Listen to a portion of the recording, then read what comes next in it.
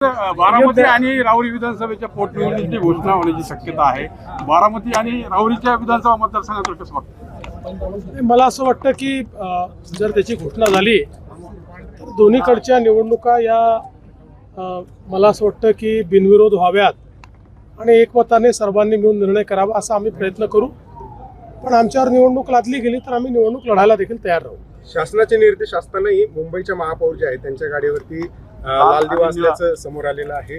राज्य शासन या संदर्भात चौकशी करणार। मला असं वाटतं मी त्याची माहिती घेतली। लाल दिवा गाडीवर वगैरे नव्हता, पण बॉनेटच्या ठिकाणी त्या ठिकाणी लाल दिवा होता। त्याच्यात काही महापौरांचा दोष नाही आहे। त्या संदर्भात राज्यामध्ये कोणीही लाल दिवे वापरू नयेत हा जुनाच आपला निर्णय आहे। त्यामुळे महापौरांना त्याची कल्पना आहे।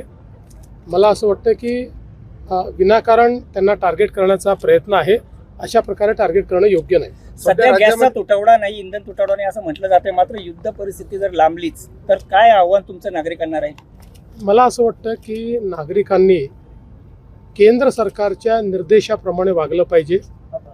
काही राजकीय पार्ट्या जाणीवपूर्वक नागरिकांमध्ये घबराट तयार करतायत, त्याच्यामुळे पॅनिक सिच्युएशन होऊन असलेली चांगली परिस्थिती खराब होण्याची संभावना तयार होते। लोक साठवणूक करतील जर त्यांच्या मनामध्ये अशा प्रकारची भीती निर्माण केली तर। त्यामुळे या सगळ्या भीती मनातनं काढून केंद्र सरकार मोदीजी नीट सगळ्या गोष्टी आपल्याकरता पाहत आहेत, त्यावर विश्वास ठेवावा।